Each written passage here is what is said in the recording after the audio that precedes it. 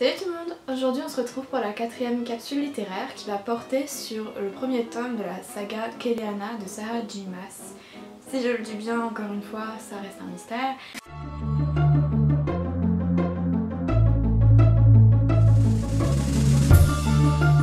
Alors cette saga et le premier tome, j'aurais plutôt tendance à les classer du côté fantasy, fantastique et aussi un peu young adult, parce que ça mélange un peu tous les thèmes qu'on peut retrouver dans ces trois genres. Concernant l'histoire, on va se retrouver dans un monde, dans le royaume d'Adarlan ou d'Adarlan, je sais pas trop comment on dit non plus, où la magie est complètement interdite. Et dès le départ, on va se concentrer sur les mines d'Andovière, ou d'Andovier, je sais toujours pas, qui sont réputées pour être les plus meurtrières parce que les conditions de vie y sont très difficiles et généralement c'est un endroit où on envoie les prisonniers que l'on veut tuer de manière plus ou moins discrète et de manière plus ou moins sûre. Et également c'est une prison qui est réputée comme étant très sûre vu que pratiquement personne n'arrive à s'en échapper et que généralement les personnes qui y sont envoyées y restent toute leur vie. Voilà, très bonne ambiance dès le début. Et je pense que vous vous en doutez, c'est là qu'on va trouver notre personnage principal, Keleana, qui est donc une jeune femme qui a été envoyée là-bas parce que elle était condamnée, elle est prisonnière. Et dès le départ, elle nous est présentée comme une âme rebelle qui fait partie d'un groupe d'assassins et qui malheureusement s'est fait attraper et qui s'est retrouvée emprisonnée dans ces mines. Évidemment, je pense que là encore, vous vous en doutez, elle va pas rester bloquée dans ces mines. Puisque la famille royale et en particulier le prince vont aller la voir et lui confier une mission.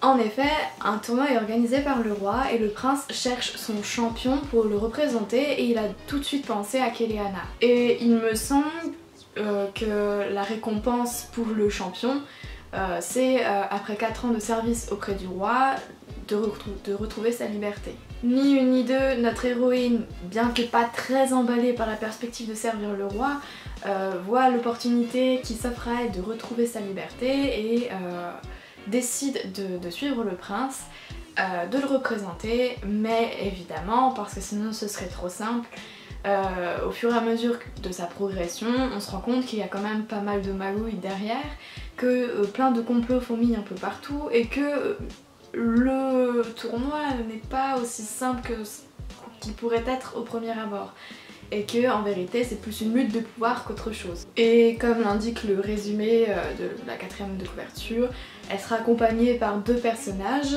Kaol, le capitaine de la garde, et du coup le prince Dorian, ou Dorian. Alors pour moi c'est une très bonne série, j'ai lu les premiers tomes, ils n'ont pas tous été traduits en français.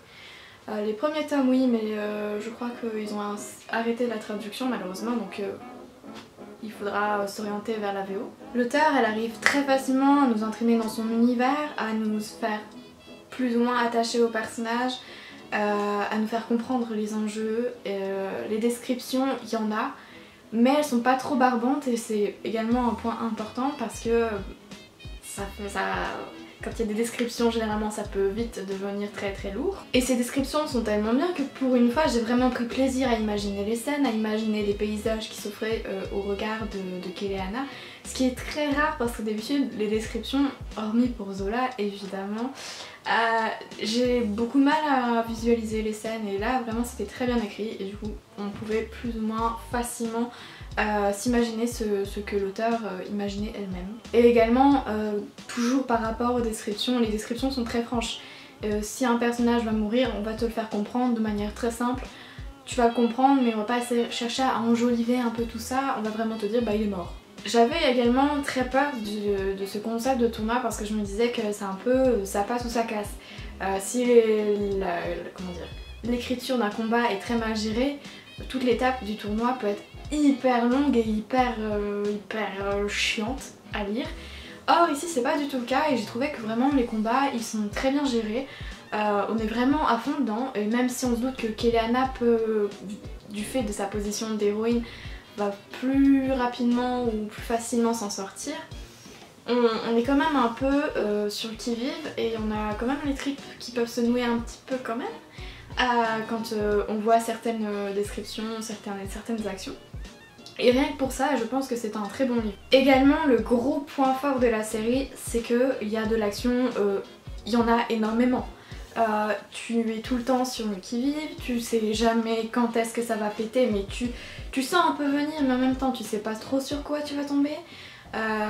Et ça s'enchaîne en fait, t'as pas trop le temps de te poser, c'est vraiment action sur action sur action, et t'es toujours un peu pris au dépourvu. Et puis vraiment c'est très entraînant, t'as pas le temps de t'ennuyer. Le tome 1 je l'ai lu mais à une vitesse folle.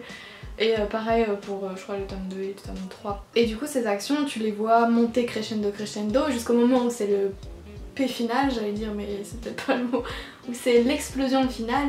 Et là tu te sens un peu con quand même parce qu'en vrai c'est très logique. Et ça aussi c'est un point fort, c'est que la fin en soi elle tient debout, elle est logique, ça fait défaut à pas mal de livres, genre on veut une fin spectaculaire au détriment de la logique et des fois du coup t'en es vachement déçu. Là c'est pas le cas du tout, tu peux foncer, la fin elle est très bien, elle est cohérente, elle est réaliste et ça c'est hyper bien, c'est hyper agréable. Après je dois de vous prévenir un peu quand même, c'est que l'histoire en soi il y a une romance, je pense que vous l'avez senti venir vu que j'ai présenté les deux personnages masculins avec, mais on va avoir droit à un très joli triangle amoureux qui parfois malheureusement va prendre un peu le pas sur le tournoi et j'avoue que plusieurs reprises ça m'a un peu fait chier. J'aime beaucoup les romances mais des fois c'était un peu envahissant. Après peut-être que ça vous va à vous, mais je tenais quand même à vous prévenir histoire que vous soyez pas trop surpris par ça et que vous sachiez un peu à quoi vous attendre. Il y avait un autre élément, mais là c'est vraiment parce que je chipote un chouïa. Le terme assassineuse m'avait un peu perturbée parce qu'il sonnait pas très bien aux oreilles en fait. C'est vraiment genre, c'est moi hein, mais pour eux ça sonnait pas très bien.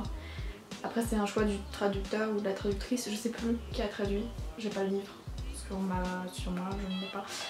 Mais j'ai trouvé que c'était un peu étrange comme choix de mots, mais enfin je m'imagine que il fallait mettre le terme au féminin. Voilà, bref, c'est du chipotage, hein, oui, c'est vraiment du chipotage. J'espère que la vidéo vous a plu, que vous appréciez toujours autant ou pas la série de vidéos que je vous propose actuellement. Et du coup je vous dis à très bientôt pour une prochaine vidéo, sachant que le prochain livre c'est un gros coup de cœur pour moi, c'est un très gros coup de cœur. Du coup j'ai hâte de vous le présenter et je vous dis à demain pour une prochaine vidéo. Salut!